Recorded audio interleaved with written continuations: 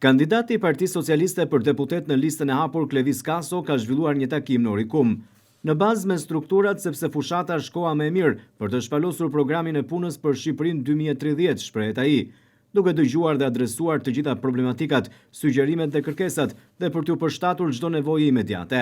Sipas kandidatit Kaso, kjo ishte një ditë shumë e frytshme takimesh me qytetarët dhe bizneset familjare të rajonit numër 5, për të dëgjuar problematikat dhe sugjerimet e secilit prej tyre në një rajon për të cilin i njeh mjaft mirë problemet. Gjithashtu Kaso ka marrë në këto takime mbështetjen e qytetarëve, duke u prezantuar atyre dhe programin e qeverisë, por edhe prioritetet për të mundësuar zhvillimin e investimeve të rëndësishme, kryesisht në infrastrukturë rrugore në rajonin numër 5, infrastrukturë e cila paraqitet problematike. Mirgje Ebra, profesori im i parë i edukimit fizik, trajneri i ekipit të parë të flamurtarit në futboll, legjend që ka kontribuar në breza dhe në vite për të rinj të këtij qyteti.